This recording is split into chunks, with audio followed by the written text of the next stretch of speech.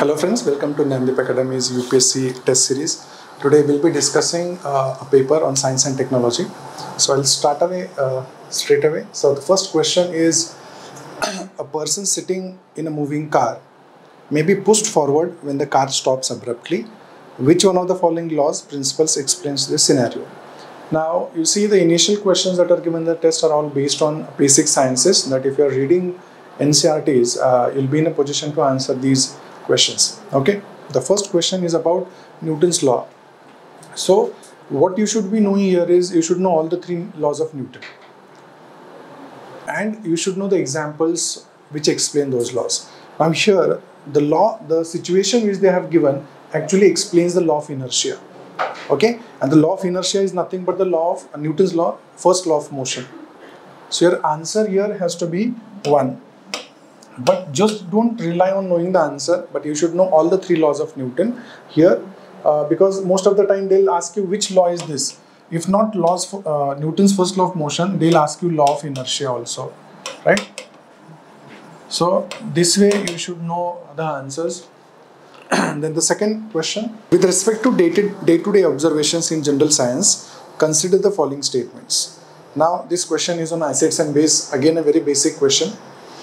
The statement 1 says, turmeric stains on a cloth turn red when washed with the soap. Now there is some reaction happening between the turmeric and the soap. So the first statement is correct, because the turmeric stain on the cloth, you wash it and it turns red. Normally you see with all your clothes. The second statement is, soap solution is slightly acidic in nature. Now actually you should understand the soap is a base. Okay, and turmeric actually contains tartaric acid. And soap being a base, there is a reaction between acid and a base, and that is the reason why the stain turns red. The reaction which takes place is known as the neutralization reaction. So though the first statement is correct, that the turmeric stain on a cloth turns red when you wash it with the soap, the second statement, soap solution is slightly acidic, is incorrect, because soap is actually alkaline or basic. And the reaction that happens when you wash a cloth with the soap is neutralization reaction. So your answer here should be statement 1 is correct, but statement 2 is incorrect. In this situation, your answer should be C, which says statement 1 is correct, but statement 2 is incorrect. Okay, this should be your answer. Here you should know that turmeric contains tartaric acid, soap is a base. Okay, and the reaction which takes place is neutralization reaction. Then question number 3, consider the following statements. They've given you some examples: electric motors, credit card stripes, acoustic guitar, hard disk drives. And how many of the above examples of the applications of magnetism in daily life? Okay, now electric motors, any electric appliance, most of them, speakers, generators, right, they all work on the principle of electromagnetism. So first statement 1 is correct, electric motors do operate on the principle of magnetism. Then credit card stripes also function on the same. Hard disk drives also function on the same, but not the acoustic guitar. Okay, that does not function on magnetism. You have other examples like speakers, generators, TV. These are all daily life appliances which work on the principle of magnetism. So out of 4, 3 appliances work on the principle of magnetism. So your answer here should be C. Only 3. How many of the above examples are of the application of magnetism? The answer is only 3. Okay, because acoustic guitar does not function on this principle. Then the next question, consider the following statements. Statement 1 is, carbon dioxide is an effective fire extinguisher for fires involving flammable liquids like petrol or oil. Now all these fires which result from liquids, petrol or oil, are known as class B fires. Okay, you're supposed to know the classes of fires as well: class A, class B, class C and class D fires. So carbon dioxide is very effective to extinguish these fires because it cuts off the supply of oxygen. So statement 1 is correct. Statement 2 says that carbon dioxide is heavier than oxygen Absolutely right. It is heavier than the oxygen, so it cuts off the supply of oxygen, and we know that oxygen functions as an oxidizer. Once the contact of oxygen is cut off, the fire will automatically be controlled. Okay, so both the statements given in this question are correct, but you should know that these fires are known as class B fires. Okay, this can be a question as well. Okay, there has been a question on electrical short circuits. If there is a fire because of electrical short circuits, you are not supposed to use water. Okay, and those fires are known as class C fires. That is one important point you should know. Then the answer here is A. Both the statements are correct, and also statement 2 is the correct explanation for statement 1. Okay, it is because the CO2 is heavier that it cuts off the supply of oxygen to the fire. Then question number 5. Consider the following statements. Communication among dolphins, long distance airborne communication, creation of real-time images of the human heart, breaking small stones from the kidneys, and storing digital information in data storage. In how many of the above applications can ultrasound waves be used? Okay, now because in the question itself they've asked you that you should know what are the functions of ultrasound or what works on the principle of ultrasound. Now communication among dolphins, this is true. Long distance airborne communication. Now for example, if I say radio, okay, that is AM and FM. Now this long distance communication is not because of ultrasound. We all know this is because of radio waves from the electromagnetic spectrum. Okay, so this statement cannot be correct. Long distance communication or telecommunication cannot be done using ultrasound. Then the third statement is creation of real-time images of the human heart. This is through ECG. In ECG also we use ultrasound. Then storing digital information in a data storage. Now this function is actually about light waves. Okay, this is light waves. So this statement also is incorrect. So you have only 3 applications of ultrasound, that is communication among dolphins, creation of real-time images of the heart, and breaking small stones formed in the kidneys. So only 3 are the applications of ultrasound. Your answer to this question will be B. Then going to the next question. Question number 6. Consider the following statement. Assertion and reason we have. First, radio waves bend in a magnetic field. Now, just imagine in the very last question we have seen that for long range communication, aerial communication or telecommunication, radio waves are used. Now, if radio waves were to be affected by magnetism or a magnetic effect, they would not be in the first place used for telecommunication. So by even that logic, statement 1 is incorrect. Okay, radio waves bend in a magnetic field. This statement is incorrect because radio waves have no charge. So magnetic field or magnetic effect cannot change or bend these waves. The second is radio waves are electromagnetic in nature. Yes, they are part of the electromagnetic spectrum. You see gamma rays, ultraviolet radiations, visible light, microwaves, radio waves, right, infrared waves. These are all part of electromagnetic spectrum. So the statement assertion is incorrect, but the reason is correct. So your answer here should be here. D. A is false, but R is true. Okay. D should be answer to your question number 6. Then question number 7. In the context of addressing the problem of acidic soil, consider the following statements. First, the introduction of quicklime to acidic soil helps to improve the soil productivity. Now, why quicklime? Because quicklime is a base. It neutralizes the acidic effect in the soil, and so automatically it will increase the productivity of the soil. So statement 1 is correct. Second, quicklime helps in increasing the pH level of the soil. Yes, you have studied the pH scale. You see, right, in the pH scale, You see from 1 to 6, these are acidic in nature. This scale, anything on this is acidic in nature.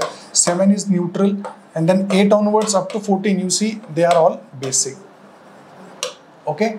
Now when the soil is acidic and the productivity declines, if you add quicklime, it helps in increasing the pH towards this side. Okay, it increases the pH. So that statement is correct. Your answer here should be A. Both the statements 1 and statement 2 are correct, and statement 2 also is the correct explanation for the statement 1. Okay. So actually you should be knowing all real life examples of salt and bases, this acid, pH scale, because UPSC questions from science are more about real life applications. They are not bookish. Okay, you should know the applications and examples as well. That will make things much easy. Then the next question is question number 8. Consider the following statements. Statement 1.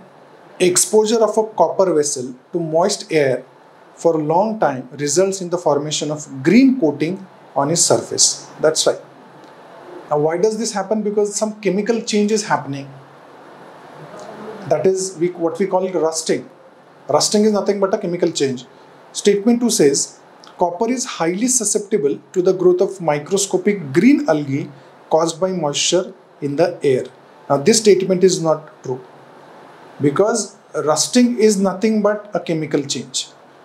Why? Because when it is exposed, when iron is exposed to moisture, a mixture of copper carbonate and copper hydroxide are formed, and that is nothing but the rust. So this is a chemical change and nothing to do with this green microscopic algae. So statement 2 is incorrect in this question, but statement 1 is correct. So your answer becomes C. Question number 8.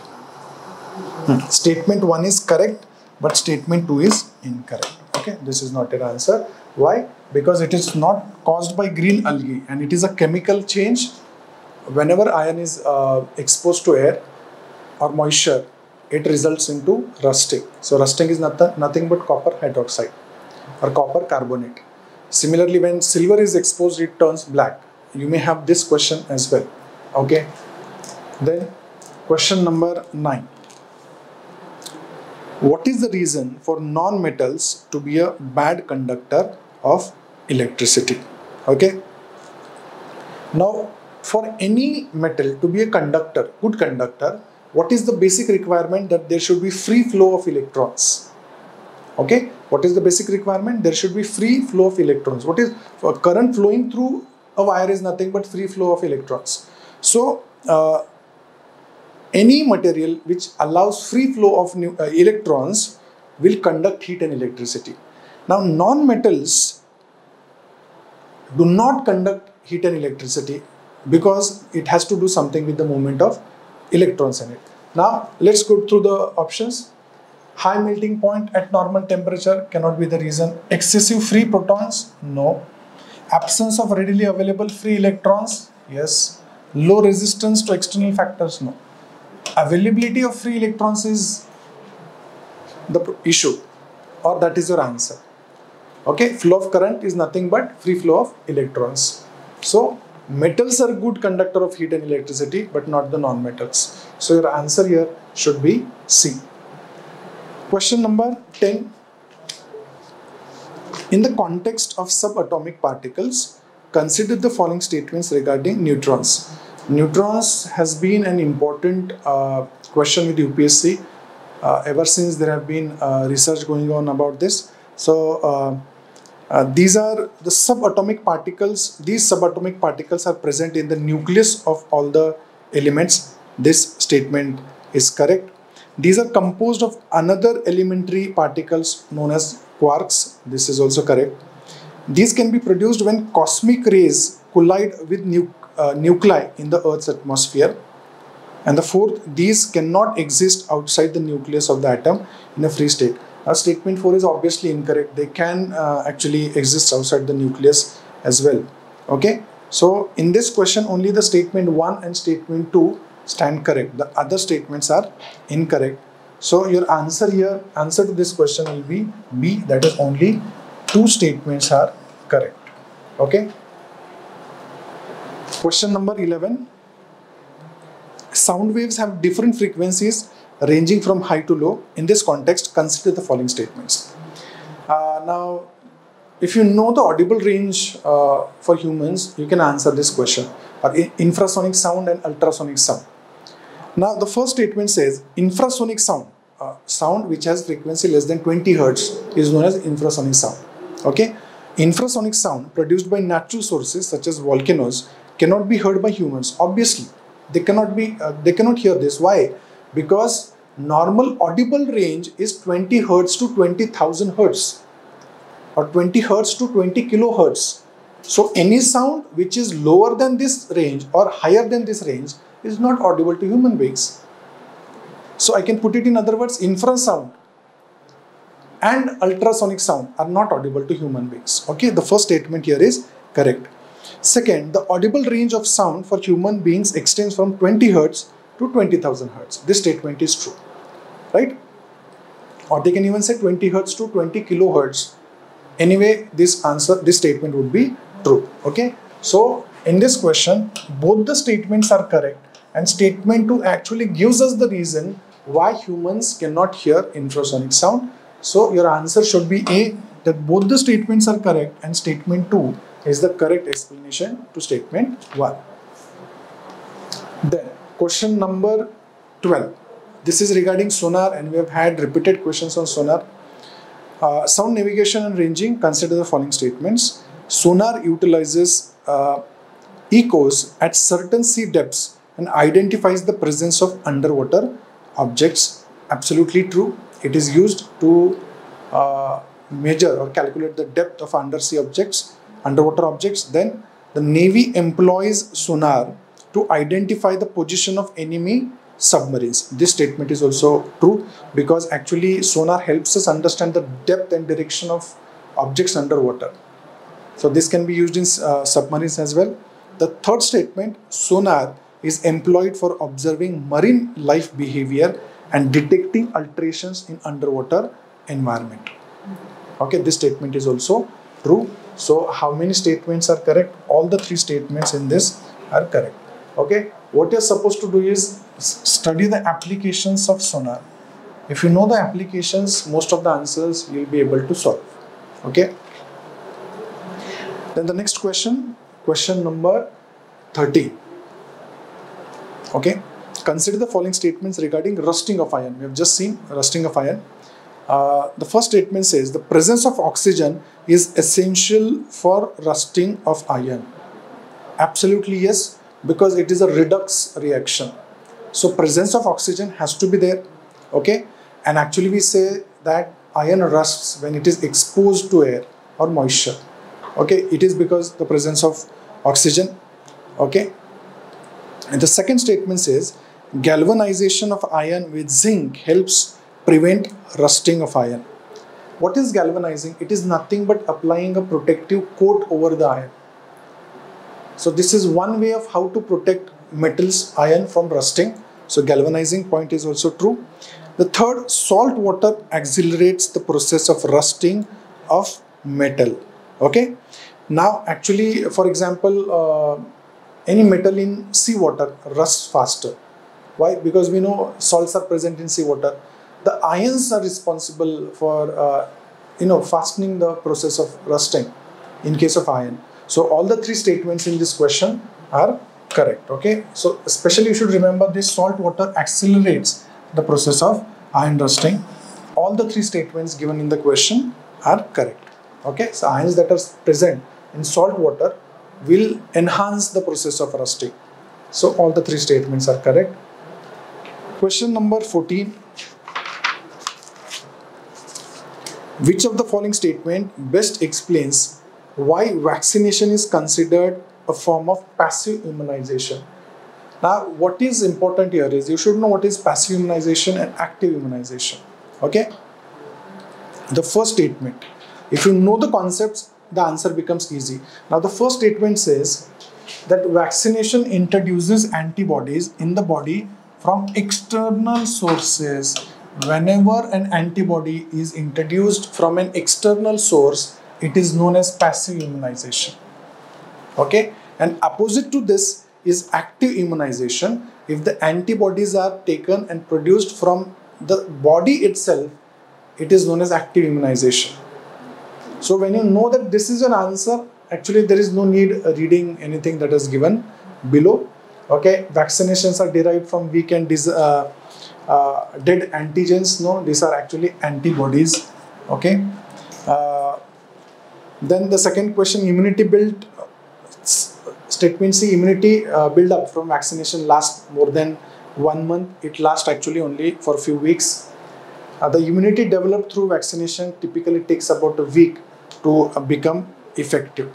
There would be no point in taking vaccinations if the immunity develops some weeks later.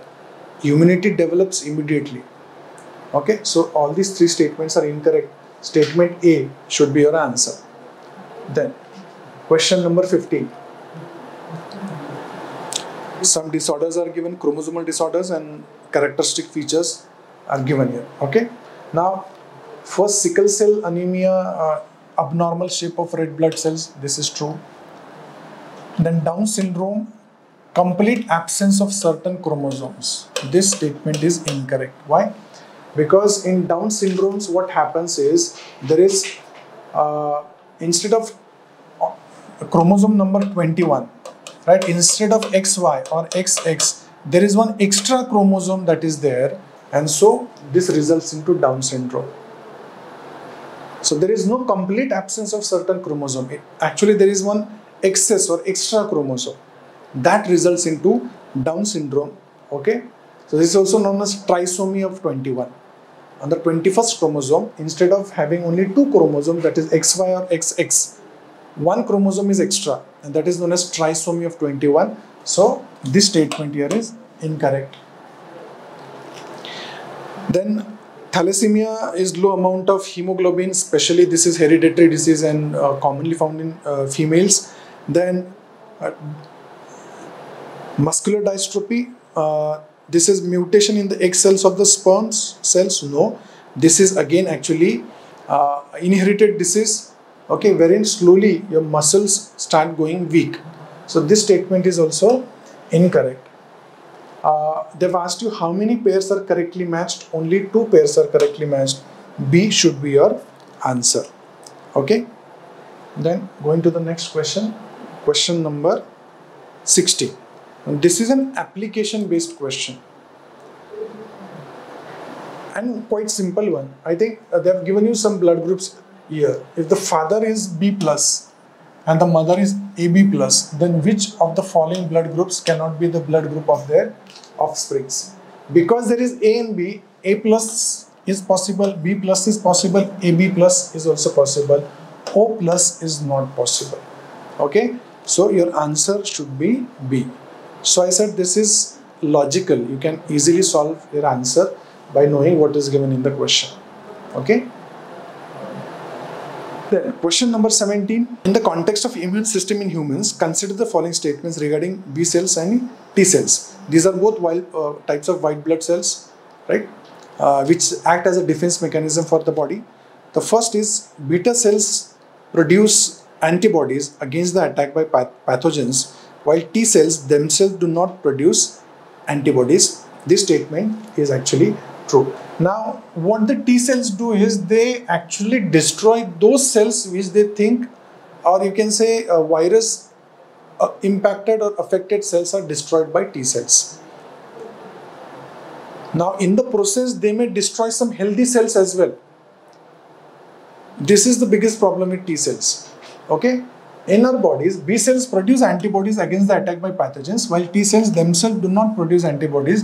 They actually destroy those cells of the body which are infected. Okay. Then vaccination can help in inducing response from T cells. No, they themselves can induce a response. Okay. The moment it notices some cells are infected, it will start acting against these cells. But the only problem with T cells is that along with infected cells, it will start attacking the healthy cells as well.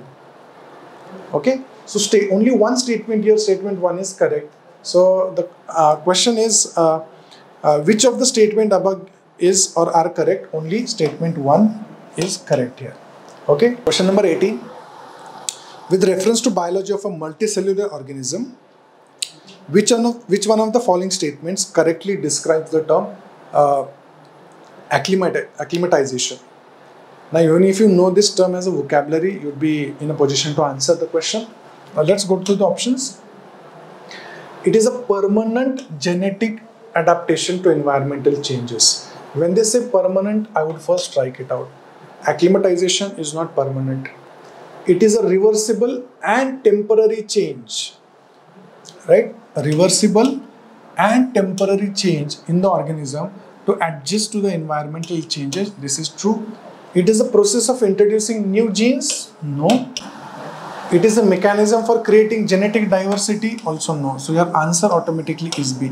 Acclimatization. Now, for example, you send your troops to Jammu and Kashmir.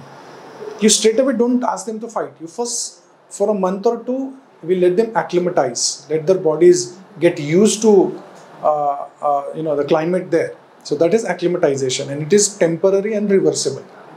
It is not a permanent change. So answer should be B. The question number 19. Statement 1 says, mosses and ferns can reproduce in unfavorable conditions like high temperature and low humidity. This statement is true because you see mosses and ferns are found absolutely in any climatic conditions. So which means that they can reproduce in areas with high temperature or low humidity. The first statement given here is correct. The second statement, both mosses and ferns reproduce through spores. Now this statement is also true, and because these spores have a protective covering, they can actually reproduce in unfavorable conditions. So this statement is true and also explains statement 1. So in this question, your answer should be A. That is, these statements are correct and statement 2 explains statement 1 also. Okay, because these spores have a coat, thick coat, which actually withstands these unfavorable conditions, and so reproduction is possible in unfavorable conditions for mosses and ferns. Answer to question number 19 is A. Then question number 20. In India, cervical cancer is the most common cancer in women. If you go by the government figures, almost 6 to 21% cancer cases in women are cervical cancers. This is true. First statement is true. Statement 2 is to prevent rising incidences of cervical cancer, India has introduced HPV vaccine in the Universal Immunization Program. Now, this was actually a statement was made in the budget 2023-2024 that India would introduce this vaccine. But it is not added as of now. So statement 2 here is incorrect. Okay. The minister has said that it would add it to the Universal Immunization Program, but has not been added. And the question says that it has been introduced to Universal Immunization Program. So this statement is incorrect. Your answer will be statement 1 is incorrect, but statement 2 is incorrect. Okay. Then question number 21. In the context of molecular biology, consider the following statements regarding restriction enzymes. Okay. It is a protein produced by bacteria for protecting themselves from bacteriophages. This statement is correct, and it helps in joining two NDA fragments. This is actually incorrect. Why? Because restriction enzymes, for example, restriction endonuclease or any other enzyme, is responsible for cutting the DNA. In recombinant DNA or genetic engineering, it helps us cut DNA into pieces. So this is also known as a biological scissor. And joining two fragments is a function of another enzyme which is known as DNA ligase, for example. Okay, so in this question, Statement 1 is correct, but the statement 2 is incorrect. Okay, so restriction enzymes actually help in cut the DNA into pieces and not join it. Joining DNA fragments is DNA ligase, so the statement is incorrect. So which of the statement is correct? Only one, or A statement here is correct. Okay.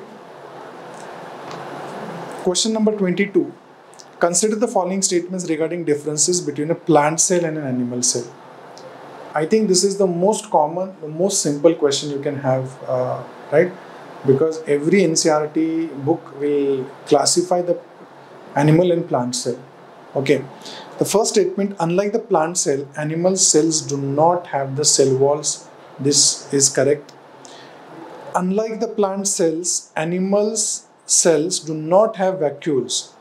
Animal cells do have vacuoles. Now, the size differs. For example, plant cells will have larger vacuoles, animal cells have smaller ones, but they have it. Okay. So, statement 2 in this question is incorrect. Okay. Then, third, unlike the animal cells, plant cells do not have Golgi apparatus. This is also incorrect because animal cells do have them and plant cells also have them. Then, unlike animal cells, plant cells do not have the cilia. Now, this statement is true. So, out of 4, 1 and 4 is correct. So, how many of the above statements are correct? Only 2 statements are correct. Your answer should be A. Okay. In some questions, if your answers do not match with the answer key, please get them corrected. Okay, I think the previous question on HPV vaccines may have a different answer in your answer key, but the one we have seen here is the correct answer for that question. Then, question number 23. First statement says, okay, consider the following statements regarding plastids. Okay. First statement says, these cell organelles are found only in plant cells. Now, in all the previous tests also I have said, whenever there is a term only, you should be very cautious. You should think they are present in plants, but should we say they are only present in plants? No, they are present in algae as well. So, because of this, statement becomes incorrect because of the term only. They are in plants as well as in algae. Okay. They may impart specific colors to the plants. Yes, chloroplast, chromoplast. Okay. These two give some colors. Then these cell organelles contain DNA as well as ribosomes. Okay. Yes, they have mitochondria as well. So this statement is also true. Statement 2 and statement 3 are correct in this question. So how many of the above statements are correct? Only 2 statements are correct. Okay. Here plants and algae have plastids and not only plants. So question number 24. Which one of the following process is involved in photosynthesis? Okay. Now in photosynthesis, plants convert the light energy to chemical energy, and we all know they take in carbon dioxide and the byproduct is oxygen. So that is based on that you can actually answer the question here. The first statement is potential energy is released to form free energy. This is actually incorrect. Okay. Free energy is converted to potential energy and stored. This statement is the correct statement. Okay. Then food is oxidized to release carbon dioxide. We know that carbon dioxide is not released. So this actually helps you eliminate the statement. Oxygen is taken in and carbon dioxide is given out. This also is incorrect. So anyway, these 2 statements can be easily eliminated. Okay. And here it is given the opposite. Actually, free energy is converted into potential energy and stored. So your answer should be B. Okay. B is the answer for question number 24. Now, next question number 25. In the context of arteries in the human body, consider the following statements. Now, the first statement says, arteries, a type of blood vessel, have thick and elastic lumen. Okay, as well as narrow also. This statement is correct. Then arteries carry oxygen-rich blood from heart to other organs of the body. This is also true, but there is one exception. Pulmonary artery carries deoxygenated blood. Okay, so whenever there is a question like this, be read through the lines. Though arteries carry oxygen-rich blood from the heart to other organs, there is one exception, that is the pulmonary artery, which carries deoxygenated blood. You should know that. So both the statements given in this question are correct. Now going to the next question, question number 26. Okay. With reference to single cell proteins, a protein derived from microbes, consider the following statements. First statement says it refers to dead and dry cells of microorganisms. This statement here is correct. Then the second says consuming microbes as a source of protein can reduce environmental pollutions to some extent. Yes. Spirulina, a source of single cell protein, is fit for human consumption. Yes, it is fit for human consumption as well as animals also. Okay, so this statement also is correct. All the three statements given in this question are correct. Okay, then question number 27. With reference to human body and hormones, consider the following statements.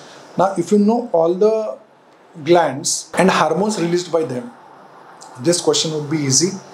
The first statement says that adrenal gland secretes aldosterone hormone, which maintains correct salt balance in the blood. Now, along with aldosterone, cortisols and adrenaline are other hormones which are secreted by adrenal gland. So this statement here is correct. Adrenaline, which is known as the fear or flight hormone, has been also a question in UPSC. Second, the pineal gland secretes melatonin, which regulates the sleep clock. This is correct. Then glucagon hormone secreted by pancreas, it increases the blood sugar level. This is also true. You should know the hormone and you should know the function of the hormone.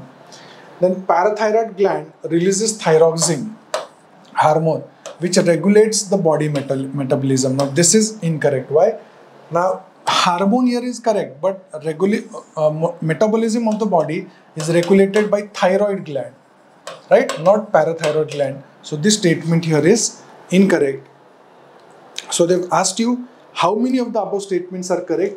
Only 3 statements here are correct. Okay. So what do you get from this question? Not only knowing hormones, but hormones and their functions is very important. Okay. Then question number 28. Again, plant cells. With reference to xylem and phloem, plant tissues, consider the following statements. Now, the first statement says that unlike phloem, which transports food, xylem transports water and minerals from roots to other types of plants, other parts of the plants actually. This statement is correct. The second statement, unlike phloem, xylem can be found in roots. Okay, unlike phloem, why? Because it is found in stem. Okay, and xylem is found in the roots. This statement is correct.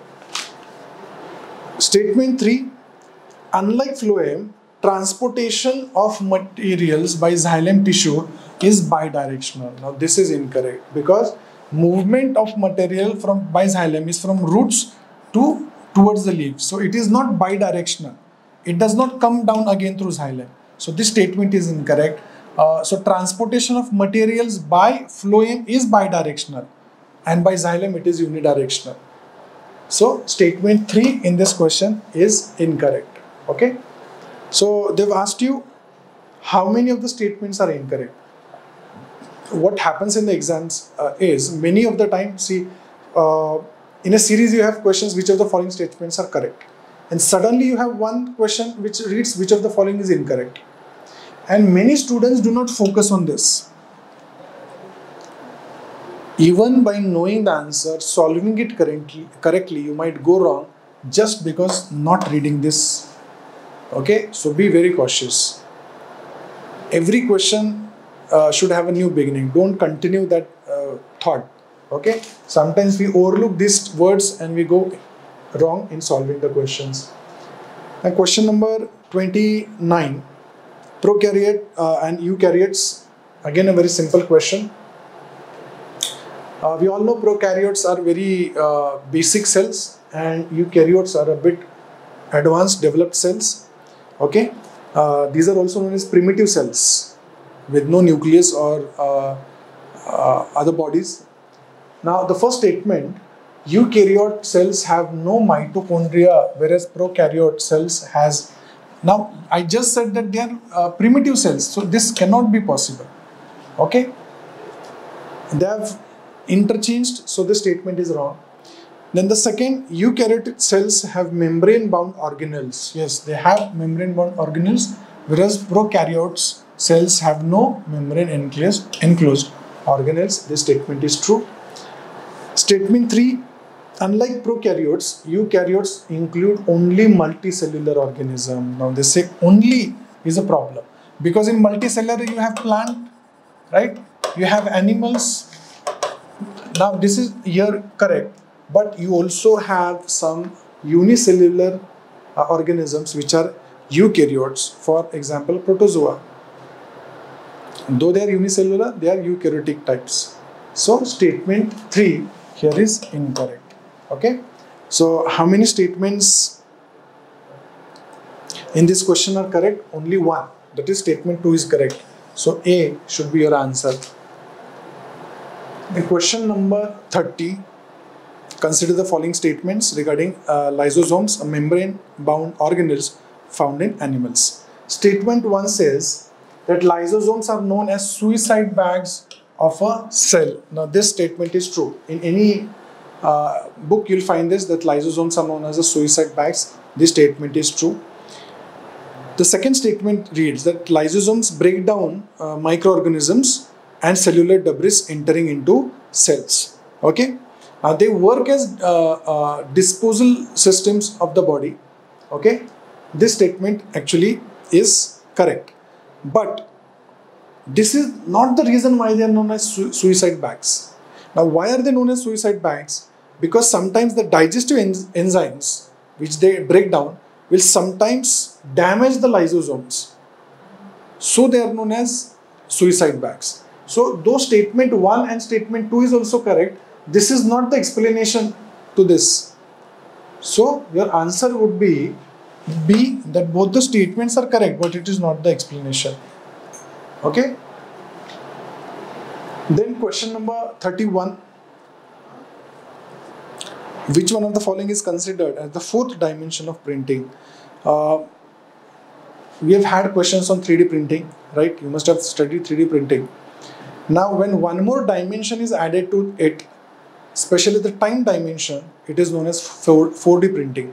Okay, so what is 4D printing? It is nothing but an next step of 3D printing, wherein the objects which are formed from 3D printing transform itself into another structures by some external stimuli.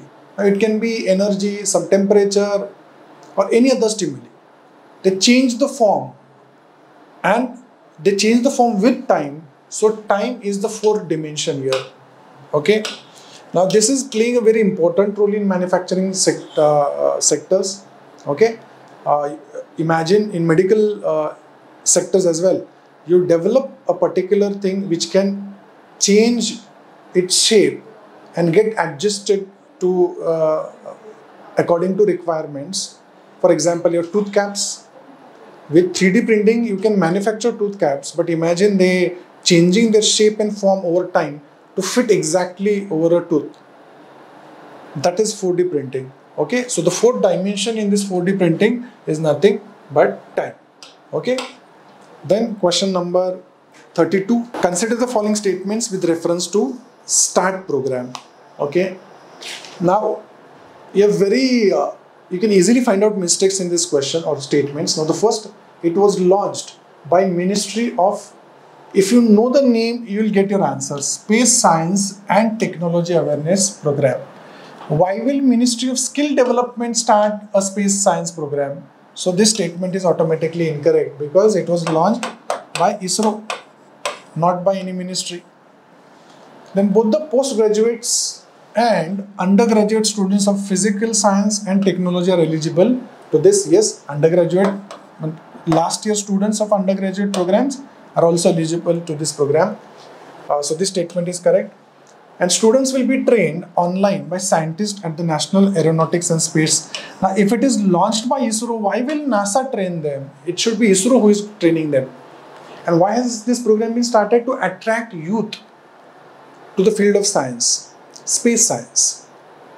Okay, so statement 3 also in this question is incorrect. Only one statement here is correct, and your answer should be A. Okay. 33, question number 33. With reference to cloud seeding technology, consider the following statements. The first statement is it used silver iodide compound to aid the production of ice crystals. Now, to form water droplets, you need some nuclei. And silver iodide compounds actually help or provide this nuclei around which water forms a drop, and once it is saturated, it falls down as a rainfall. So statement 1 is correct. Along with silver iodide is not the only compound that is used. Okay, there are other salts also which are used. Calcium chloride, for example, can also be used. But we have had many examples in India based on silver iodide. Especially in Maharashtra, 2015, 16, 18, 19, we experimented with cloud seeding in Sholapur district. So first statement is correct. Second, it can be used to produce artificial rainfall during dry winter condition. Now this is incorrect. This is not during dry. When there are conditions which are, whenever there are orographic clouds that are formed and which are not dry in nature, if there are dry clouds, then there are no chances of rainfall. So statement 2 is incorrect. So which is the statement correct? Only one statement, or statement 1 here is correct. Okay. Then question number 34. With reference to X-ray polarimeter satellite XPOSat that was launched on 1st of January 2024, consider the following statements. First, it is jointly launched by NASA and European Space Agency. Again, this is incorrect because it was launched by ISRO. Then it is the first dedicated polarimeter mission to study X-ray sources in extreme conditions. Now remember and read carefully. If they say it is the world's first, it would have been wrong. But this is with reference to India. This was India's first dedicated polarimeter mission, then this statement is correct. But if it says it was the world's first, no. Because same experiment was carried out by NASA in 2021 as well. Then it will aid in understanding the emission process from black holes. Not only black holes, but neutrons, stars also. So statement 3 is also correct. So how many statements are correct? 2 statements here are correct. This is incorrect because it was launched by ISRO in 2024, 1st of January. Okay. See, UPSC prelims, all the launches before the exam or in that year are very important. If you go to the ISRO website, you can clearly find out all launches in a sequence. You should know all those launches. Then the next question is consider the following diseases and how many of these are vector-borne diseases. Now vectors, what are vectors? Vectors are living organisms which help in carrying the disease from person to person or from person to animal. Okay, for example, mosquitoes, fleas, ticks, dengue, chikungunya, malaria, filariasis, flu. These are some examples. Now, cholera, you can cut off because cholera is not, because of does not spread because of the vector. It is because of food and water, contaminated food and water. So cholera cannot be your answer. Okay, yellow fever, yes. Dengue, yes. Botulism, no. Okay, because vectors don't act here. These 2 are your correct answers. So how many of the above vector-borne diseases? 2 should be your answer. Okay, then question number 36. With reference to natural language processing, consider the following statements. Now NLP is a component of artificial intelligence which helps us, or it is a computer program which helps the computer understand the language which is spoken or written by human beings. Any softwares which can understand human language, which whether it is written or spoken, is known as NLP. Okay. Now the first statement says that it deals with interaction between computers and humans using natural languages. Yes. It uses algorithms to identify and extract natural language rules and convert into a form that computers can understand. Absolutely yes, because all the examples of chatbots that you use are built on NLP. Almost every every company today has a chatbot. Now you type something, you say out something, and the software understands that. Okay, so that is NLP. It can be used to analyze the sentiments and moods of the customer. This statement is also true. So they have asked you which of the statement is incorrect again. Okay, so none of the above is incorrect. This is a very important concept. Okay, if you want to understand artificial intelligence in detail, please go through this Yojana magazine for February 2024. That is based on artificial intelligence, a very good magazine, very good information you can get both for prelims as well as mains exam. Okay. Then question number 37.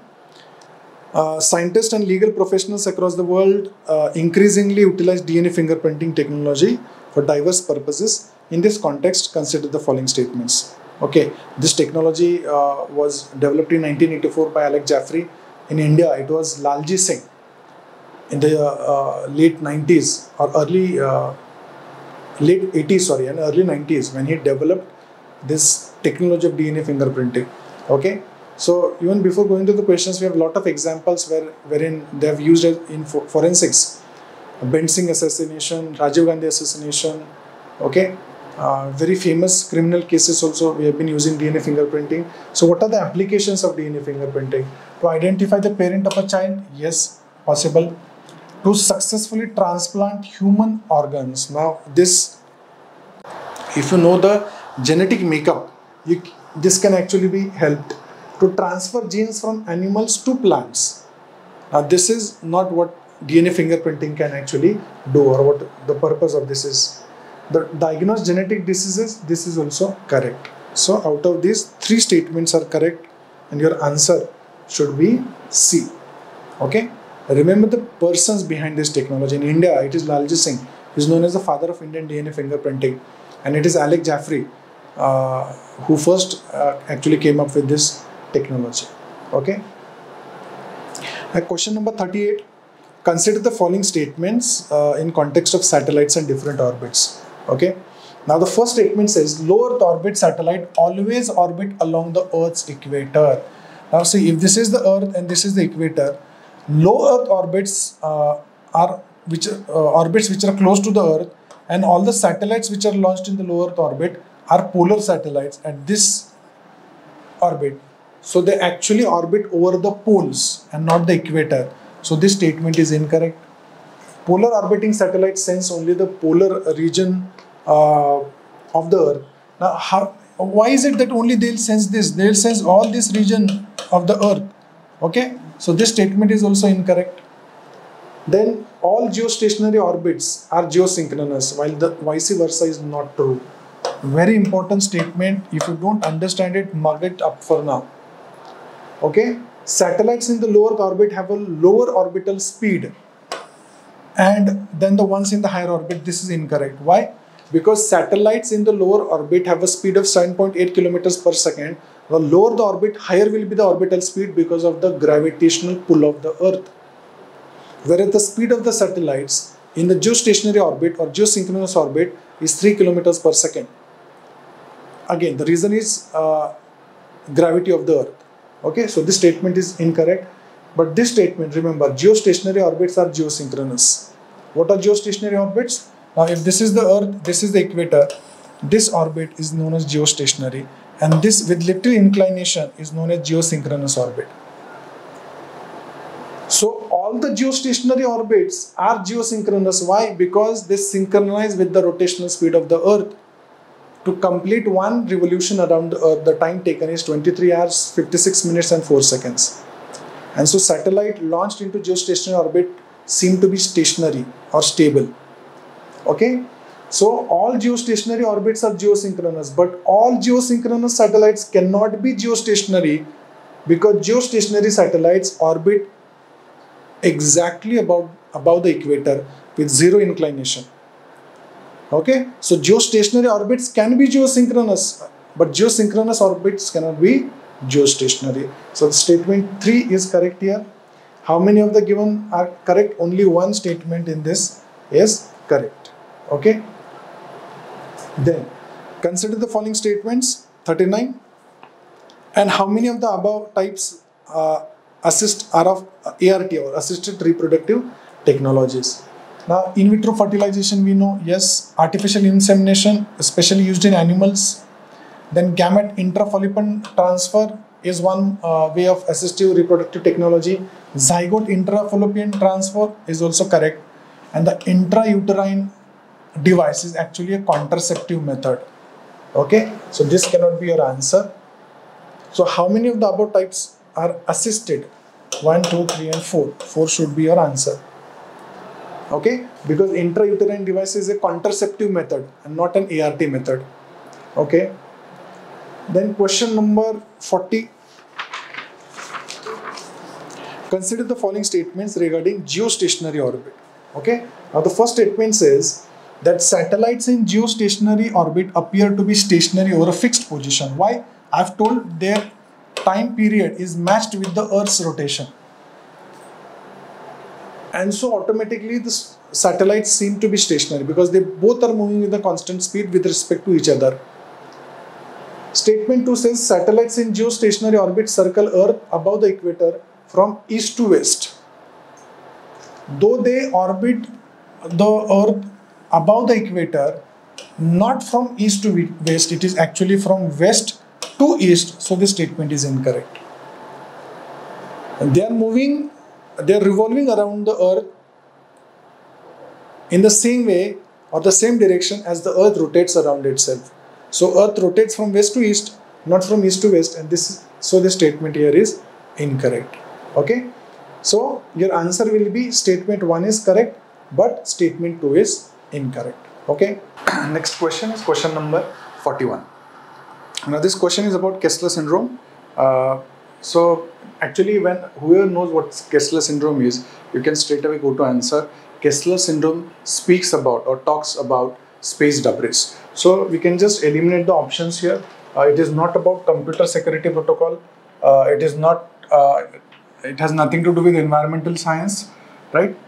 Then this is certain critical mass of space debris around the Earth, which total amount of space debris keeps on increasing. Now, this Kessler was a scientist from NASA, and in 1970s he came up with the proposition that debris in space will create more debris. Now, for example, you see there were two satellites which clashed into each other in the space. Iridium satellite of the USA and Cosmos satellite of Russia. Now these two satellites collided against each other, and it resulted into number of fragments being released into space. Now all these fragments are nothing but debris. Okay, they are all waste. Now what is going to happen is any part of this debris which may be more than 10 centimeter in size can actually damage any other space object. So Kessler propounded that any such debris will go and hit another functional satellite, maybe that will break up. Then all the parts of those satellites will again keep rotating in the space. They will go and hit some other object. And in this way, the debris will go on increasing. This was proposed by Kessler. So this was known as Kessler syndrome. Space debris actually is becoming a very serious issue, especially in the low Earth orbits. Because you see, almost since 1957, when the first satellite was launched by human beings, since then up till 2023, we have almost launched 15,000 satellites, of which nearly 2,500 satellites are still in orbit, which are non-functional. So they are complete waste, they are debris. And there are chances of these satellites hitting into or colliding with other functional satellites, resulting into more debris. So Kessler syndrome is about space debris. The next question, question number 42. The first statement says DNA vaccines have a lower immunogenicity and efficacy than RNA vaccines. This is true. Now why? DNA vaccines actually need to enter the nucleus and then come back again to the cytoplasm to synthesize the protein, viral protein. whereas RNA vaccines can straight away go to cytoplasm to synthesize this protein.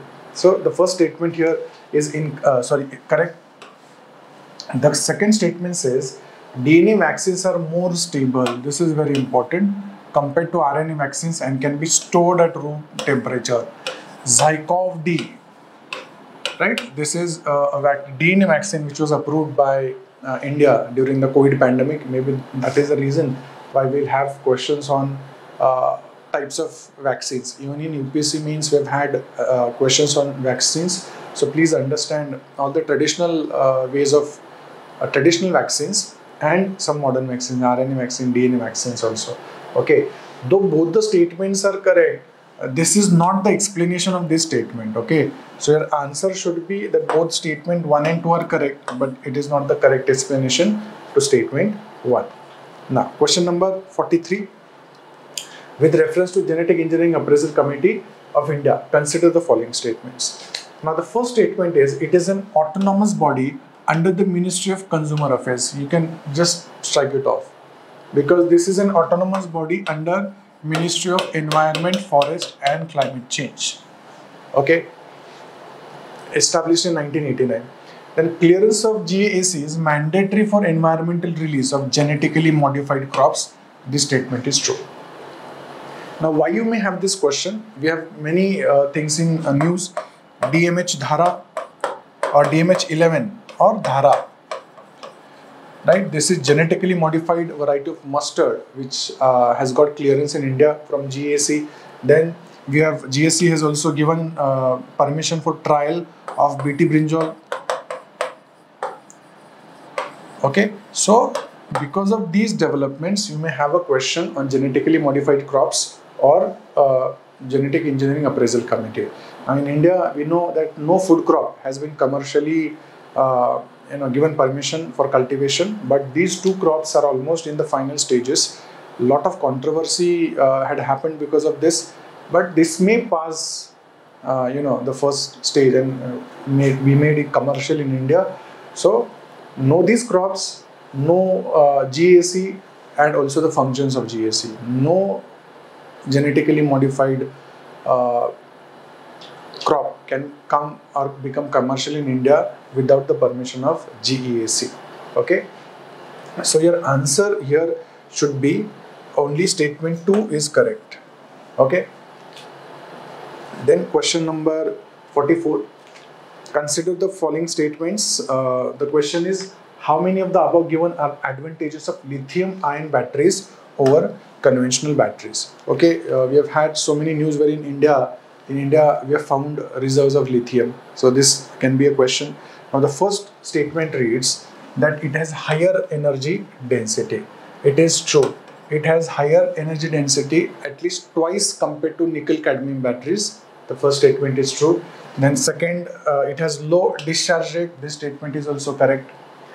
Third statement, lower manufacturing cost. This is wrong because currently only problem with lithium-ion batteries is that they are costly. Okay, and they have longer lifespan. This is also true. So the question is, how many of the above given statements are true? Correct. 3 statements are correct. So your answer should be C. So you should comparatively study lithium-ion batteries and nickel cadmium batteries. Okay, because any 2 generations, for example, now 4G and 5G. Should be of your interest. Similarly, nickel cadmium batteries and lithium-ion batteries should be studied in this way. Now, question number 45. Which of the following statement is correct regarding the process of nuclear fusion and nuclear fission? A very important topic for UPSC prelims. Times and again we have had questions on nuclear reactions or nuclear energy. Okay. With all the recent developments, requirement of clean energy and global warming and climate change, nuclear energy is becoming important. So you should understand the basics. What is nuclear fission and fusion? Nuclear fission releases energy by combining light nuclei. See, this statement itself is wrong. If you understand the meaning of these 2 terms, you can easily answer the question. What is fusion? Fusion means coming together, 1 plus 1. What is fission? Fission is breaking up of something. Okay, fission is breaking down. and fusion is coming together. So nuclear fission releases energy by combining light nuclei? No, it is wrong. Then nuclear fission produces long-lived radioactive waste? This is true. While nuclear fusion does not create any long-lived nuclear waste. This statement is true. Now, unlike nuclear fusion, it is difficult to sustain nuclear fission for a longer period of time. No, actually see, it is difficult to sustain nuclear fusion. Why? Because this process of nuclear fusion happens in the sun. Now, imagine the temperature and the pressure that is there in the earth, in the sun. That much of temperature and pressure is impossible to generate on earth, and so actually nuclear fusion is still out of reach of human beings. Across the world, we have a lot of nuclear fission reactors operational, but nuclear fusion we are still into experimental phase. So statement C also is incorrect. Then nuclear fusion reaction powers the sun. This is true. Fusion powers the sun, while nuclear fission reaction powers the traditional nuclear power plants. Okay, so sorry, nuclear fission does not power the sun. It is nuclear fusion which powers the sun. Okay, so this statement also is incorrect. There is one more question which you should know is atomic bomb works on the function of fission. This also is a question. And hydrogen bomb, right, is actually fusion bomb. Right? So correct statement is statement B. Your answer here should be B. Next question, question number 46. Satellite internet is a wireless internet service that uses satellites to transmit data. In this context, consider the following statements regarding satellite internet. Now, because of Starlink program of Elon Musk or SpaceX, this is going to be an important question. The first statement reads, at present, it can offer high download speeds at par with 5G. This statement is wrong.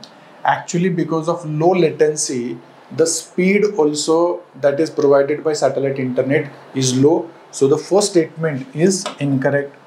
Second statement, it can provide better online gaming to user than cable and fiber internet. No, because the speed is low, that there is latency, which means the signal has to travel through the space. The time required is greater, and so it is not good for gaming. The second statement is also false. Starlink is a satellite internet constellation that uses low Earth orbit to provide broadband internet. Now this statement is correct. Okay, how many of the statements are correct? Only one statement is correct. Okay, question number 47. Which of the following statements is incorrect regarding the indigenously developed Nirbhay missile? First, it has been designed and developed by DRDO. This statement is true because whenever it is about defense programs or missiles, ammunitions, arms, it is mostly DRDO. When it is about space, it is ISRO. So remember it in this way. The first statement is true. Second, it is capable of hitting targets at a distance of more than 5,000 kilometers. See, when you see 5,000 kilometers, it is only Agni missile in India and nothing else. Okay, so Nirbhay is not, the range is not 5,000 kilometers, it is 1,000 kilometers. So this statement is incorrect. It is a subsonic cruise missile that helps in providing stealth capability. Correct. Cruise missile. This was a question in UPSC Prelims 2023. What is a cruise missile and what is a ballistic missile? Okay. It can be launched from multiple platforms. This statement is also correct. So incorrect statement is statement B. Now what are cruise missiles and what are ballistic missiles? Agni is a ballistic missile. Nirbhay is a cruise missile.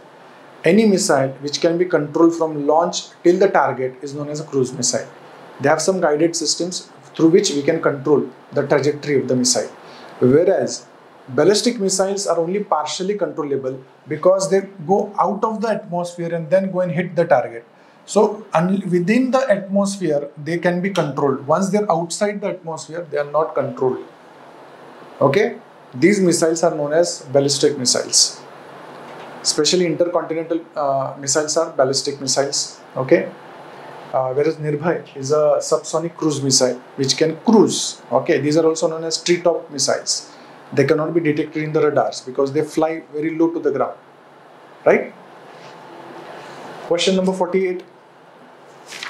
Mr. ABC D are collaborating on a project that requires real-time document sharing, simultaneous editing, and secure data storage. Now, Mr. ABC and D propose how they strategically utilize Web 3.0 technologies to enhance their collaborations. Thus, whose recommendation would be the best and would align with the principles of Web 3.0? Now, Web in the first place in 1989 was started by Tim Berners-Lee. We have had questions on this later in 10-year period by 1999. With some development, Web 2.0 came into use, and now there is news or there is talk about Web 3.0. Now, how is Web 3.0 different from Web 2.0? Okay, in Web 3.0, lot of technologies would be integrated, like artificial intelligence, Internet of Things, blockchain technologies.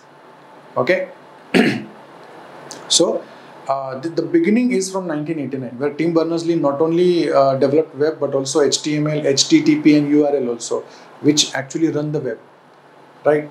So out of these, this is a very broad options, but I'll straightway come to the answer.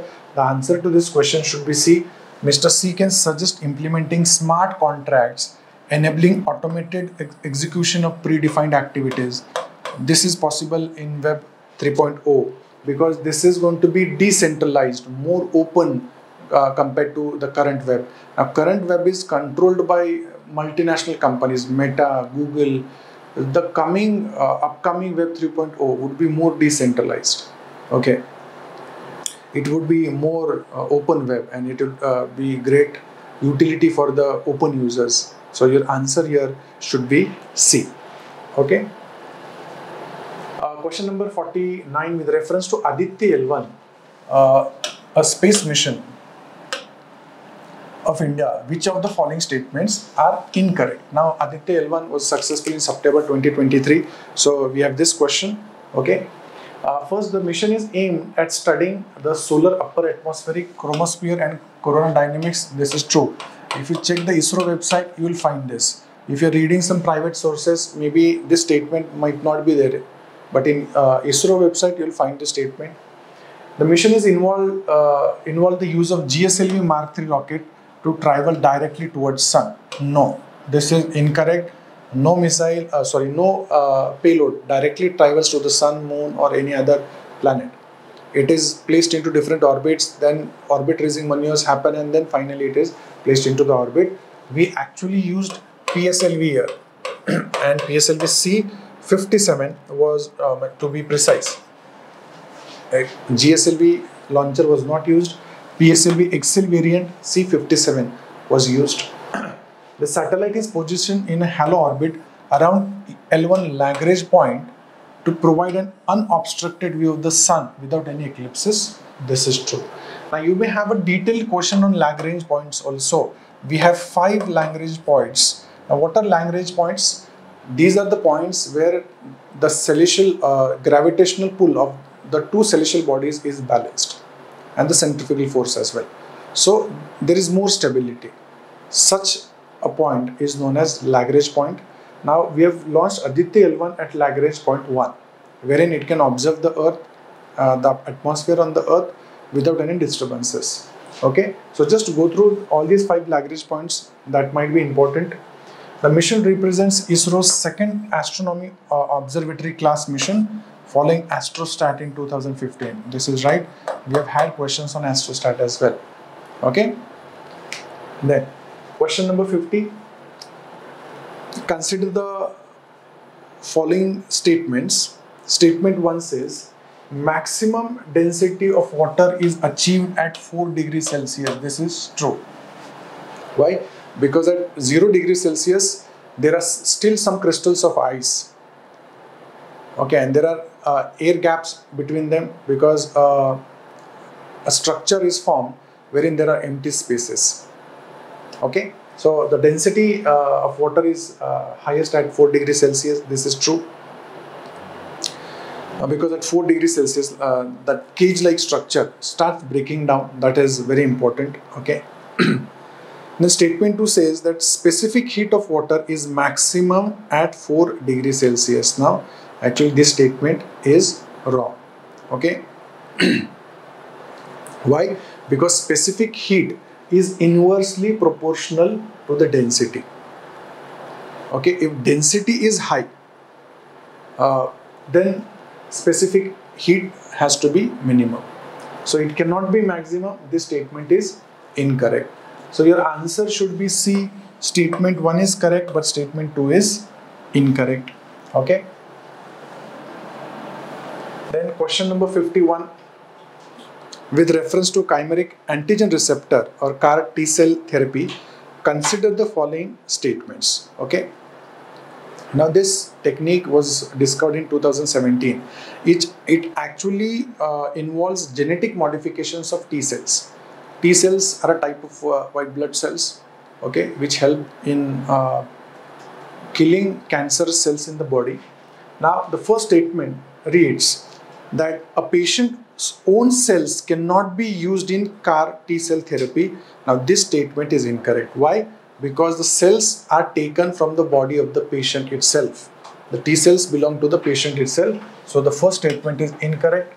The second statement says that the therapy can be used to treat patients suffering from leukemia or lymphomas. This is a type of blood cancer against which these cells are used. So this statement is correct. So the correct statement is only 2. Your answer should be B. Then question number 52. Which of the following best describes the term greedflation? Now this is actually an economic question, greedflation. Now this is a situation where businesses try to exploit the situation, especially during disasters. They just take as an example, during COVID pandemic, this product mask was suddenly priced at a very higher level, and all the companies try to gain maximum profits out of it. So that kind of inflation is known as greedflation. This is a perfect example. So when businesses exploit a situation by raising prices and extracting maximum profits, that is greedflation. So let's go through the answer. The first is inflation driven by an increase in corporate profits rather than the wage price spiral. This should be your answer. There's no need to read the other options. Coexistence of inflation, no. Inflation driven by high demand, this is not the answer. Inflation due to expansionary fiscal policy, this is also not the answer. Your answer here is A. The question number 53. With reference to communication technologies, what is the difference between LTE, that is long-term evaluation, and VoLTE, that is voice over long-term evolution? Okay.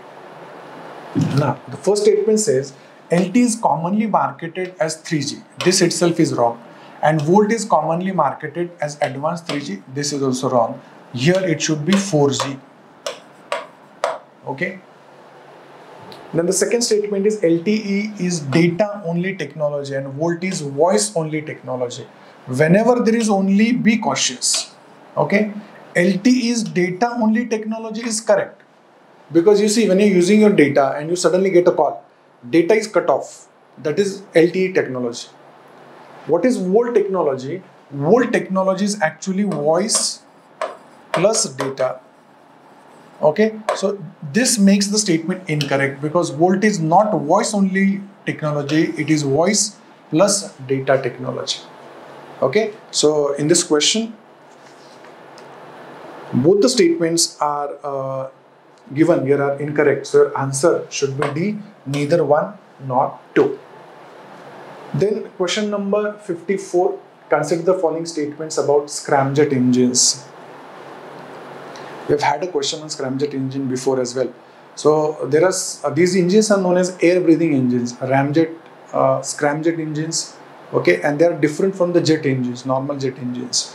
So the first statement is they use atmospheric oxygen for fuel combustion. Absolutely true. That is the reason they are known as air breathing engines. Okay. Now normally in this engines we use fuel and an oxidizer. So if hydrogen is used as a fuel, oxygen is used as an oxidizer. Now if you go by weight, 70% of the weight is of the oxidizer. Now that hampers the payload carrying capacity of any engine. But if you take out oxidizer, you suddenly have more capacity. So instead of using oxygen as an oxidizer, these engines take oxygen from the atmosphere. So this statement is correct, first statement. The second statement says they offer higher specific impulse and fuel efficiency compared to traditional rocket engines. This is also true. Then third statement reads that they operate efficiently at hypersonic speeds. This is also true. Why? Because ramjet engines, they operate efficiently at supersonic speeds, but scramjet engines require hypersonic speed. Okay, so the last statement is also correct. Your answer should be C. All three statements are correct. Okay. The question number 55. The concept of swarm drone operation envisages integrating and flying a large number of unmanned aerial vehicles, that is UAVs, to achieve a specific goal. Now these are in news because Indian armed forces are also floating tenders to acquire these advanced technical weapons. Okay, so let's go through the options. The first statement says, in this system, failure of individual drone leads to the collapse of the whole system. This is wrong. I'll tell you why. Now, what is a swarm? It is, swarm of bees, we say. Many bees come together. Similarly, many aerial vehicles coming together, communicating with each other and carrying out their functions and operations is swarm UAVs. Now, out of which any individual drone is hit or happens something, it will not lead to the collapse of the whole system. So this is incorrect. In this system, drones distribute and coordinate tasks among themselves with little or no human intervention. This is true. Okay. Then this system is immune from hacking threats as drones operate collectively. No, any object is a target for hacking. Okay, they can be hacked. So this statement is incorrect. They've asked you how many statements are correct. Only one statement of these three is correct. So your answer here has to be A. Okay. Question number 56. The working principle of magnetic resonance imaging, MRI, depends on the protons, which are like tiny magnets. This statement is true. Okay. Protons are used, and radio waves actually affect the protons in the body. So this is true. In comparison to alternative techniques such as X-rays and CT scans, MRIs does not involve exposure to ionizing radiations. This is also true. Okay, so both the statements about this are true. So your answer, which of the following is correct? Both 1 and 2 should be your answer. Question number 57. Consider the following statements regarding interconnect usage charges. Now, TRAI has done away with the charges in India from 1st of January 2020. Maybe that is the reason why you'll have this question.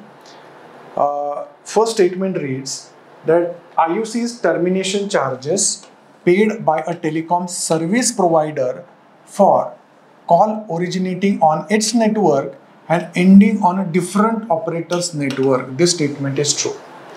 When you call from one operator, from Jio you call Airtel. Now Jio has to pay Airtel for completing the call. Okay, so the first statement that is given here is correct. The second statement reads that IUC in India follows a receiving party pays regime. I just said that if you're calling from Jio to Airtel, Jio is one who is going to pay to the Airtel. So it cannot be receiving party pays regime. Airtel is not going to pay. right? Who's going to pay? Jio is going to pay. So this statement here is incorrect because India had followed calling party pays regime. Calling party pays. Okay. Anyway, these charges were done away by TRAI from 1st of January 2020. But you should still know these concepts. Okay. So the question is, which one of the above is correct? Only one is correct. Okay. Now question number 58. Consider the following statements regarding artificial intelligence and robots. Now, let me remind you, artificial intelligence has been a very important topic for UPSC prelims. We have had questions in the past, we'll have questions in the future.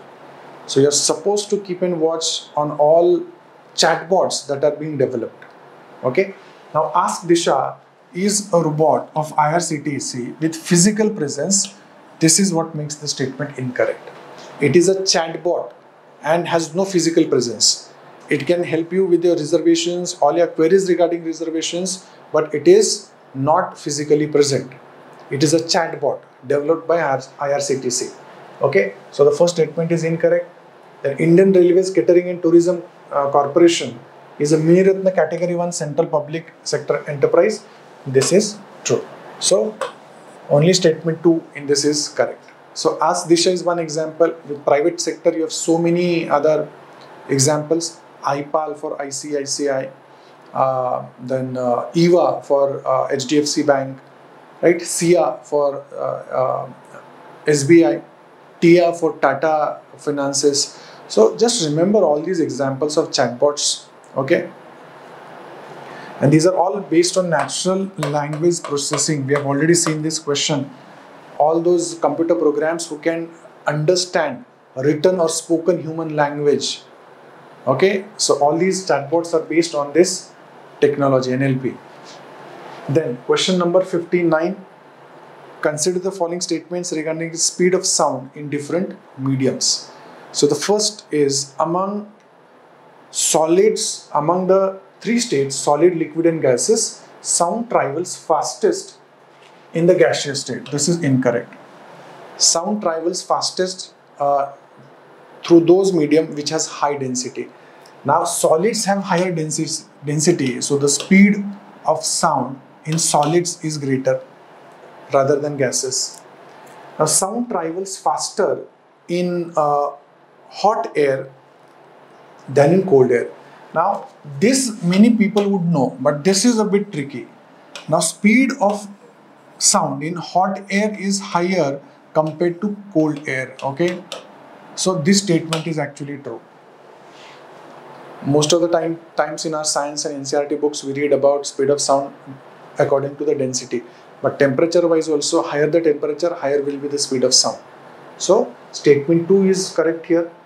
Okay, so which statement is correct? Only statement 2 is incorrect. This statement is incorrect because speed of sound will be greater in solids, not in the gaseous state. Okay, then question number 60. Statement 1 says longer surfboards are more stable while maneuvering in water. This is correct because if you have seen surfing, if you have ever done surfing, if you have seen surfing, you know the greater the boards, more stable they are. Statement 2 says longer surfboards have more volume and surface area. Absolutely true. Interacting with the water, and that is the reason why they are stable. Okay. Now, if this is the shape of the surfboard, okay, they have greater volume and bigger surface area in contact with water, which makes them more stable. So both the statements are correct, and also statement B explains correct statement 1 correctly. So answer should be A here. Okay. Question number 61. How does sunscreen protect your skin from the sun? Now this is, UPSC prelims questions, especially from technology, are based on real life examples, day-to-day life science. Now sunscreen is very common in these summers. Everyone uses sunscreen. How do they protect us? Is it by increasing perspiration? No. Absorbing and scattering UV rays? Yes. Increasing melanin production? No, they don't increase. Generating a cooling effect? They don't actually create a cooling effect.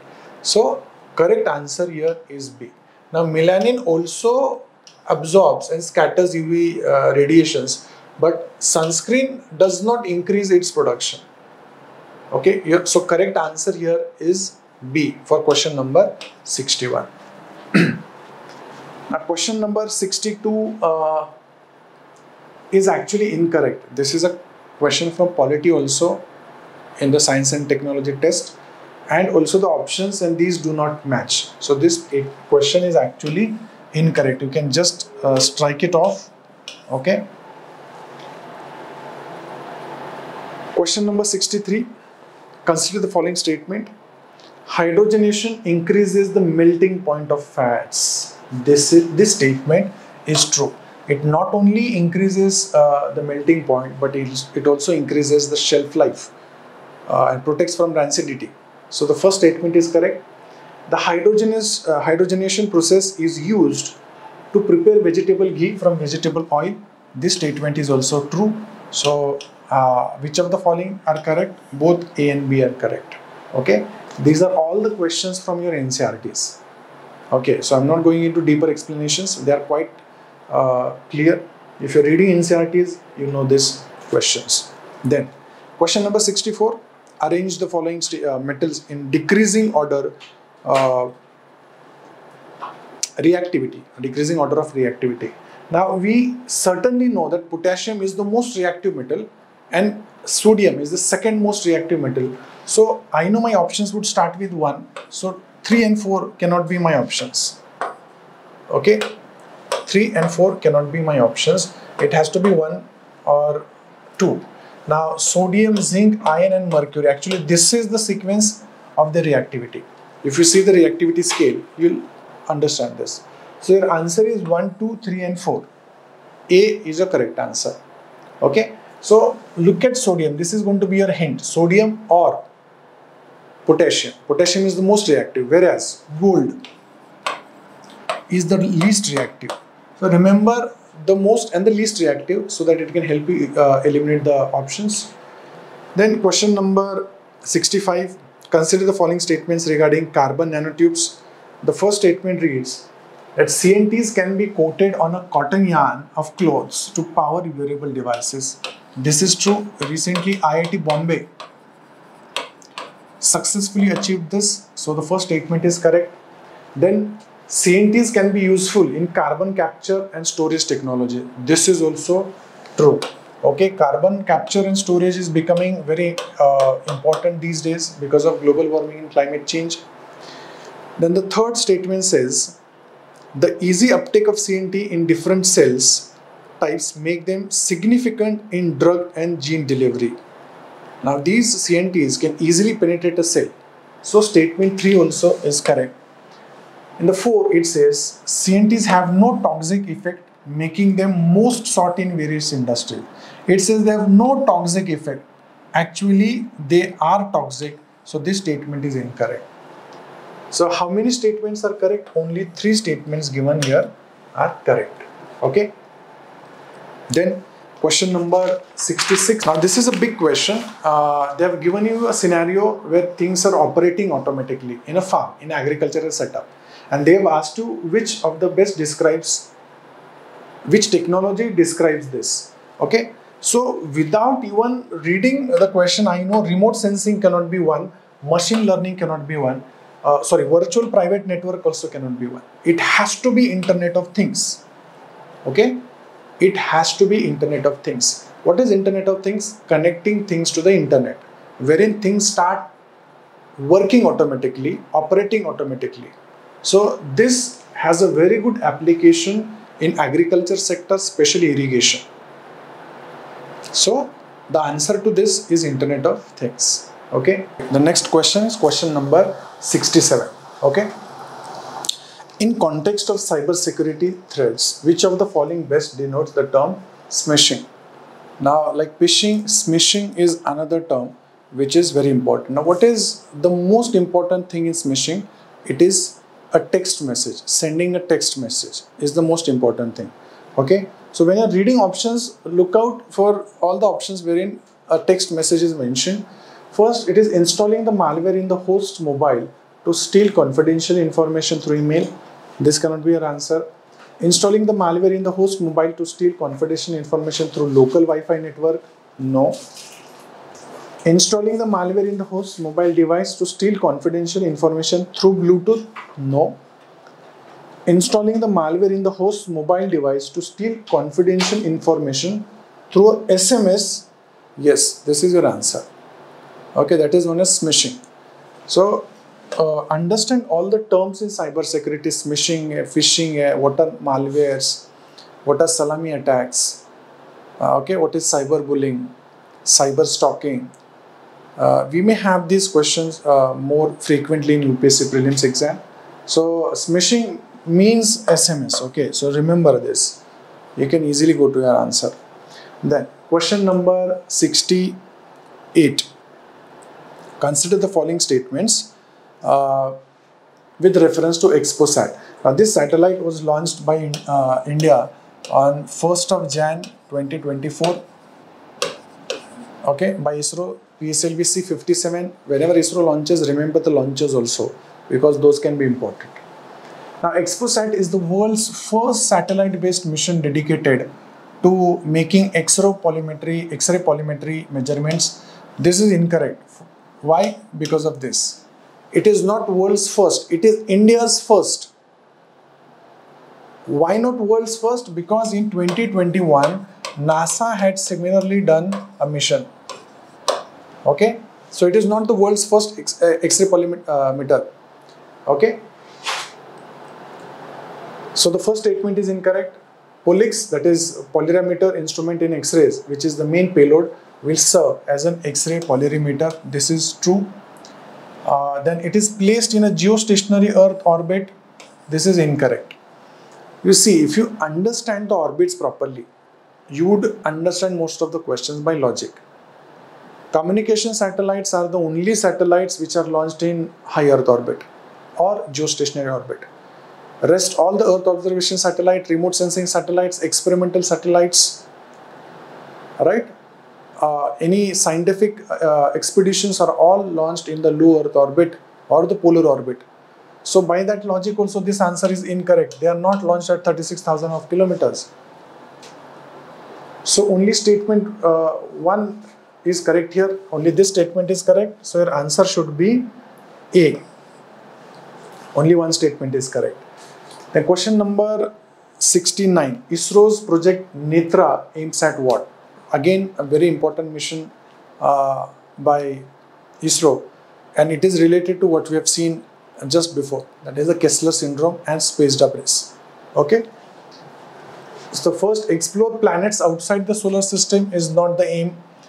Aid detection and mapping of ocean bed resources? No. Okay, for this we would launch any remote sensing satellite, for example OceanSat. Provide early warning system in space to detect debris and other hazards to Indian satellite. This is the answer. Okay, C is your answer. It will help in predicting if there is any piece of debris which might come and hit an Indian satellite in its orbit. So that project is known as Project Netra. So answer is C. Question number 70.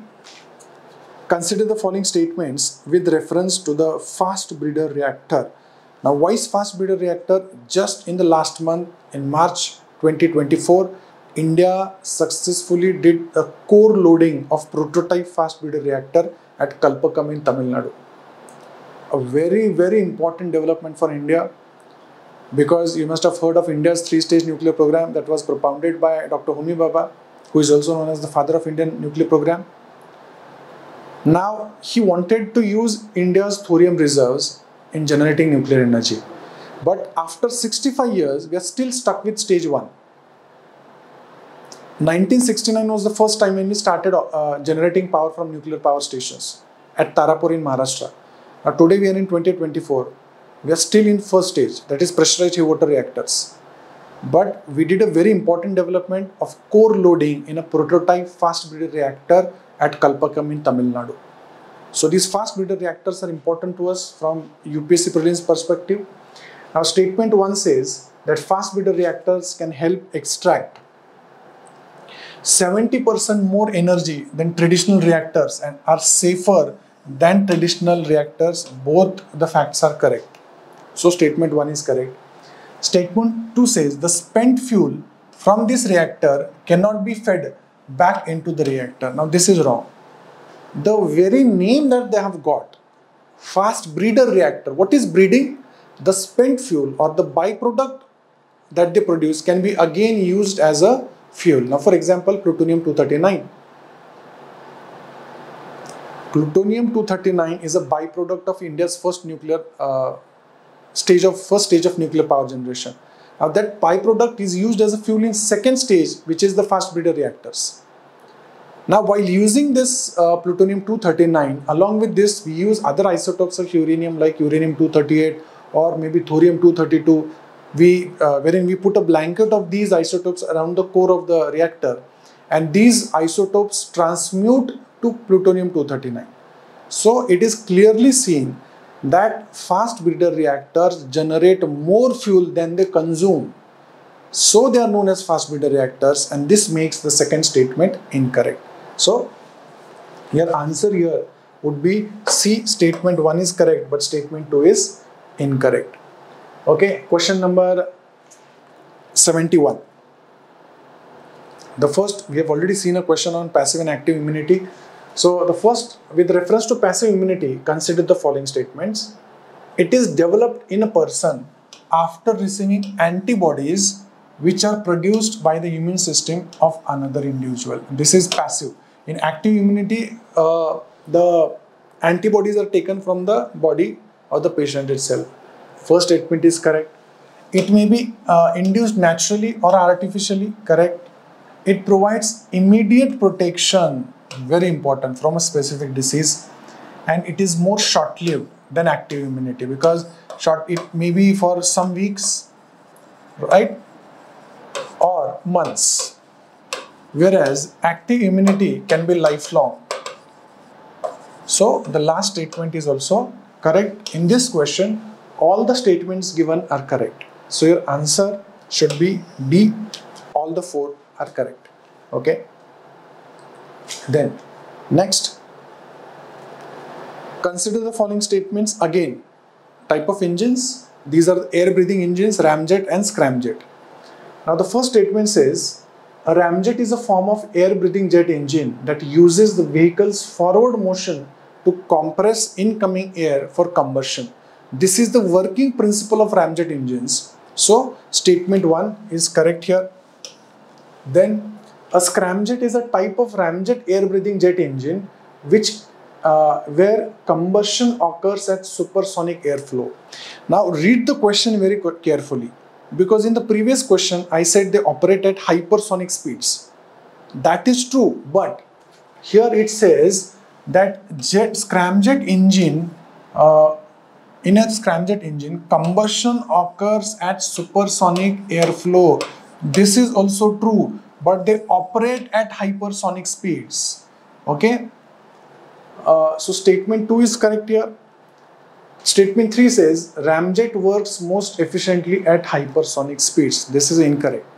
Ramjets work efficiently at supersonic speeds, and scramjet engines work efficiently at hypersonic speeds. So this statement is also incorrect. So they've asked you which of the following, how many statements are correct? 2 statements here are correct. Your answer would be B. Okay. Then question number 73. This is about NAVIC. Okay. NAVIC recently has got the approval, international approvals, or very soon your mobiles may have NAVIC along with GPS. So NAVIC is important. Okay. This we started sending satellites for NAVIC in 2013, and the last satellite was launched in 2018. Okay, and this soon will be completely operational. The first statement says it is a constellation of 7 satellites, of which 3 are placed in geostationary orbit. Both are correct. 3 are in geostationary orbit and 4 are in geosynchronous orbit. Okay. It provides standard positioning services for civilians as well as for strategic users. This is true. So for defense also and civilians also, services will be provided. And its coverage area extends regions lying outside the Indian borders. Yes. 1500 kilometers from India's international borders will be the range. So in this question, all the statements which are given are correct and your answer should be C. All the three are correct. Okay. Question number 74. Fruit stored in cold chamber exhibit longer storage life because, I mean, this question is, I don't know how many times this has been repeated in different competitive exams. Fruits last a longer time because a rate of respiration is lowered down. That should be your answer. Okay. Sunlight exposure has nothing to do with this. Concentration of carbon dioxide, nothing. Rate of respiration is decreased, should be your answer actually. Humidity has no role there. Okay. So rate of respiration is decreased when you put fruits into cold storages. So answer here should be C. Now question number 75. Semiconductors are present in most of the modern electronic devices that we use. That's true. Which of the following statements are true regarding the semiconductors? Now, the first statement says the resistivity of semiconductors is more than insulators. No, this is wrong. It is actually less than the insulators, but it is more than the conductors. Okay? Insulators are those which do not let the current pass through it, while conductors conduct electricity and heat. So semiconductors are between them. Okay, so the resistivity of semiconductor is less than insulators but more than conductors. Okay. The second statement says the most commonly used semiconductor elements are silicon and germanium. Yes, silicon you see in photovoltaic cells, in your cars, in your watches, everywhere you use this semiconductor silicon. So statement 2 is correct here. So the correct statement here is 2 only. Your answer should be B. So next question, in the context of astronomy, what is the phenomena of gravitational lensing? What acts as a gravitational lens is the question. Okay. So the first statement, it is distortion of a planet's magnetic field. No. The bending of light, this is true. Bending of light due to gravity caused by massive objects is known as gravitational lensing. Okay. A rotation of galaxy, no. Interaction of charged particles, also no. So answer here would be B. Now knowing these terms is very important. There is no more explanation to this. Just knowing the term. So gravitational lensing means bending of light due to gravity around massive celestial bodies is gravitational lensing. Okay, so the answer to this question would be B. Then question number 77. Consider the following statements with reference to Berlin Forum on Chemicals and Sustainability. The first statement is, it is an intergovernmental platform to explore solutions for chemical waste management. This statement is true. The second is, it is organized jointly by International Council of Chemical Associations and UNEP. No. This is incorrect because this was organized by Federal Ministry in Germany, Federal Ministry for Nature Conservation and Nuclear Safety. So statement 2 is incorrect. In this question, only 1 is correct. Your answer to this would be A. Okay. Then question number 678. There is abundance of molecular hydrogen in suitable natural reservoirs. Now remember, look at the question, the words they have used. On Earth, there is abundance of molecular hydrogen in suitable natural reserves. No. Hydrogen is the most abundant element, yes, but it is not in abundance, or the molecular hydrogen is not in abundance in suitable natural reservoirs, right? It is present in other forms like H2O. So the first statement in this question is incorrect. The second question reads, the National Green Hydrogen Mission aims to reduce dependence on imported fossil fuels. This statement is true. The National Green Hydrogen Mission was launched in the budget 2021-2022. We have had questions on green hydrogen in the UPSC Prelims 2023, and not one question, two questions only on green hydrogen. What is a green hydrogen? Hydrogen that is produced from renewable energies, and the process of making hydrogen does not release any greenhouse gases into atmosphere, means hydrogen. And then we have grey hydrogen, blue hydrogen. Grey hydrogen is hydrogen, a process of making hydrogen which uses fossil fuels and results into release of GHGs. So that is not clean. Then we have blue hydrogen, the process of which also involves use of fossil fuels, but the greenhouse gas emitted are captured and stored. That hydrogen is known as blue hydrogen, and green hydrogen is the most clean form of energy, wherein the process involves using renewable energies to make hydrogen. That is green hydrogen. Okay. So here only statement 2 is correct, statement 1 is incorrect. So your answer here should be B. Then question number 79. Which of the following describes SLIM mission? Now these questions actually are very difficult. If you know the answer, okay. If you don't know it, then it is very difficult to eliminate or make a guess. Now this was actually a moon mission by Japan. So if you only know the space agency also, you will get not NASA, not European Space Agency, obviously not ISRO also. It was a lunar lander mission launched by Japan's Aerospace Exploration Agency, that is JAXA, and this actually landed on the moon in January 2024. So this is going to be an important question for this year's prelims exam as well.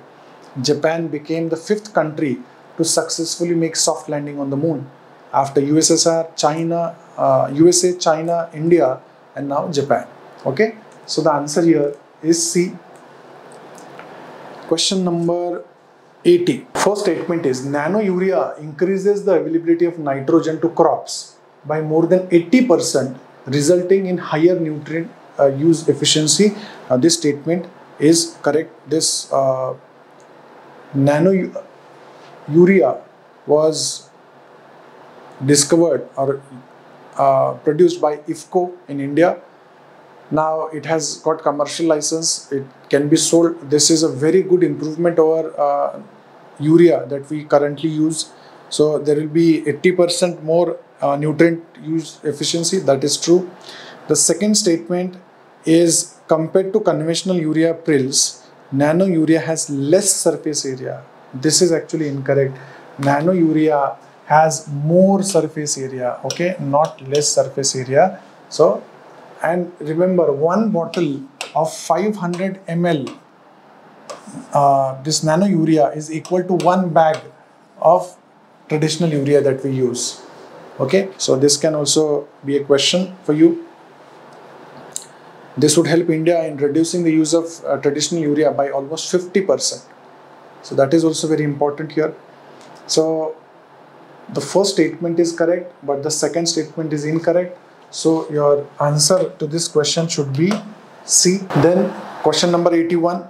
Consider the following statements. While erythrocytes help in the transport of what are erythrocytes? These are RBCs. Okay. They help in transport of respiratory gases to different parts of the body, and leukocytes help in producing antibodies. Yes, they are WBCs.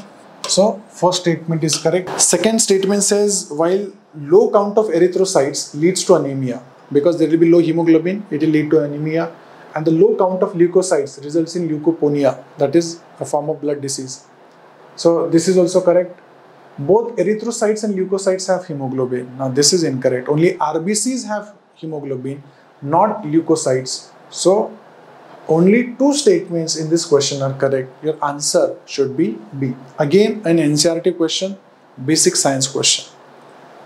Then question number 82. Logbit 3.0, sometimes seen in news, is what? Okay, this is actually a cyber criminal group using ransomware as a service. Okay, we do not have a time to discuss what is, these are all forms of cloud computing. Infrastructure as a service, platform as a service, okay, software as a service. Similarly, it is a cyber criminal group which is using ransomware as a service module. Okay, so answer is A, which means it is developing softwares and selling it to people who want to actually make a ransomware attack. What is ransomware? You attack someone's system, hack it, steal the data, and threaten them with dire consequences or leakage of data if they do not pay you back. That is ransomware.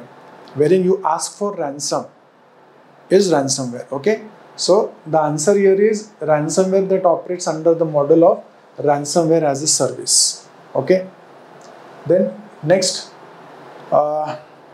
question number 83. Nitrogen 9 isotopes was recently in news because of its what? The answer is unusually high proton to neutron ratio, because there are 2 protons and 7 neutrons. This is abnormally high ratio of proton to neutron. So your answer here is A, because these questions, if you have read in the newspapers, you'll know the answers, otherwise you cannot. There is no guess work here, there is no eliminating here. You have to know the answer. Okay. Question number 84. Consider the following statements with reference to Kuiper's belt. This is also known as Edgeworth-Kuiper belt. It is a region of icy bodies orbiting the planet Venus. It is true that it is a region of icy bodies orbiting the planet, not Venus. Okay, it is Neptune. So first statement is incorrect. It is the source of most of the observed short period comets. Statement is correct. And New Horizons was the first mission to explore Kuiper's belt. This was launched by NASA in 2006. And it was the first mission. So statement is true. Statement 2 and 3 are correct. So out of these 3, only 2 statements are correct. And your answer here should be B. Question number 85 is quite easy. Okay. You just have to know the military exercise and with whom India conducts this. So the first exercise, Vajra Prahar, is India and USA, not France. So this is incorrect. Surya Kiran is with Nepal, Mitra Shakti is with Sri Lanka, and Yuddha Abhyas is also with the United States. So how many pairs are correctly matched? 3 pairs are correctly matched here. Okay, this is a factual question. Question number 86. In context of space technology, what is passivation? Okay, first statement says temporary loss of radio communication with spacecraft. No, this is not our answer. Then practice of deactivating certain spacecrafts. No, I'll straight away go to the answer. This is your answer. It is the process of removing stored energy from spacecraft to reduce the risk of high energy release. At the end of the mission or life, what we do is we remove the stored energy, okay, to reduce the risk of high energy release. That is known as passivation in space technology. So answer to this question is D. The question number 87. In the context of cyber security, the terms predator and keylogger refer to what? Okay. It cannot be antivirus software. Eliminate this. Okay. It cannot be an encrypted stamp. So this is not your answer. 6th generation programming language. No. Even if you eliminate, you know your answer. It is a spyware that steals personal data. Now, keylogger actually records every key that you strike. It is such as spyware. So this question was actually easier. You could eliminate the other options. Your answer here is A. Question number 88. First, with reference to Nipah virus, consider the following statements. It is a zoonotic disease that can be transmitted from animals, humans to animals. Now, what are zoonotic diseases? All those diseases which can be transferred from humans to non-humans or from non-humans to humans. Okay. So first statement is correct. Now, TrueNAT test based on real-time polymerase chain reaction can detect this virus. Now, this is true. Many students will get confused because this test is used for TB also. But currently, ICMR in the last year had given permission to government of Kerala to start using this test to for Nipah virus as well. Okay. So in this question, Both the statements 1 and 2 are correct. Your answer should be C, both 1 and 2. Question number 89. They have given you some rare diseases and the major cause of these diseases. Now, if you look at the diseases, most of these diseases are genetic diseases. Okay.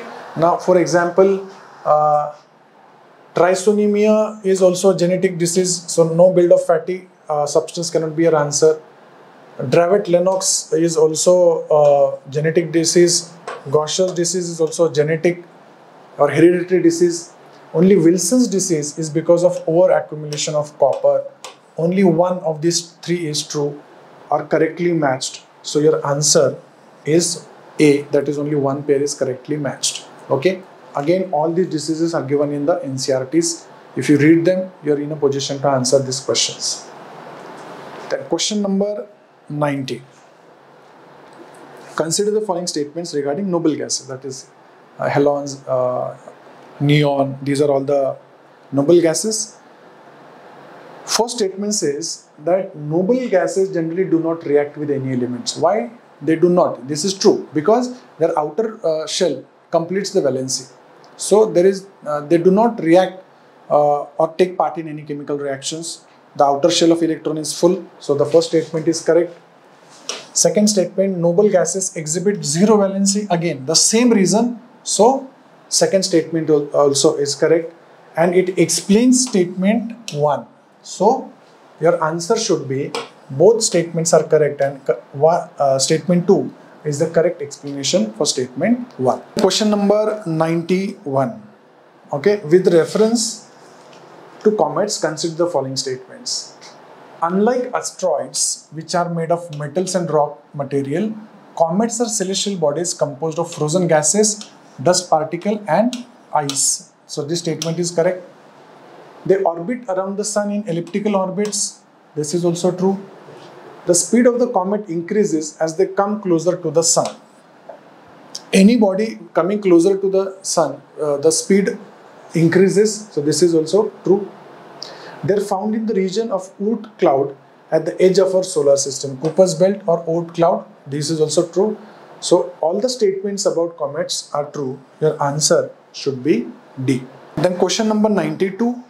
Which of the following statement is correct with reference to phenomena of supermoon? What is supermoon? When a moon appears very bright and large, it is known as a supermoon. And when does this happen? When moon is closest to the earth or when it is at perigee. So let's look at the options. It occurs during total lunar eclipse? No. It occurs when the moon is orbiting closest in its orbit around the earth. This is true.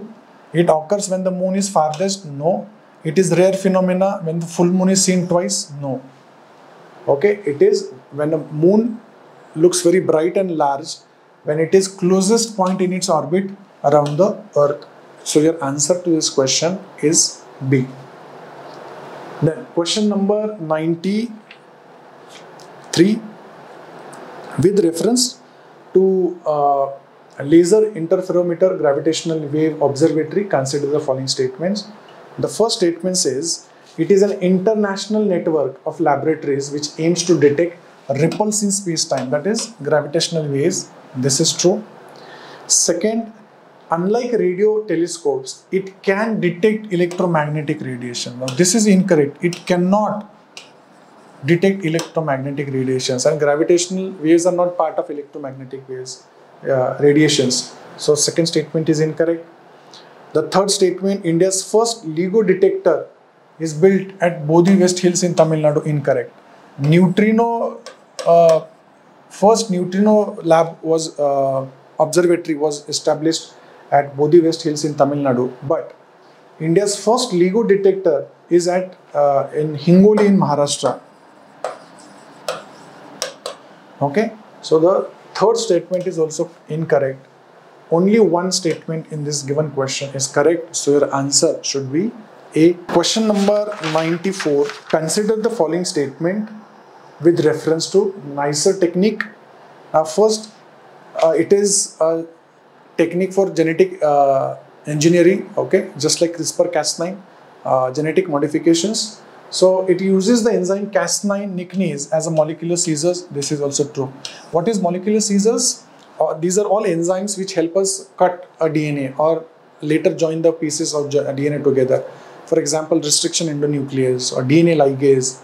These are all molecular scissors. It is used to prevent unintended DNA mutations that may have negative effects. Now this was possible with CRISPR-Cas9. We have had many questions on CRISPR-Cas9. Okay. With this, unintended DNA mutations were possible, but with NICER this is can be avoided. Then the third statement, it can help to treat genetic diseases caused by heterogeneous mutations. This is also true. So this technique was invented in University of Osaka in Japan. Very good improvement over CRISPR-Cas9. So all the statements given in the question are correct. Your answer should be C. All the three are correct. Then question number 95. Consider the following statements with reference to brain-computer interfaces. Now, actually statements are self-explanatory in this question.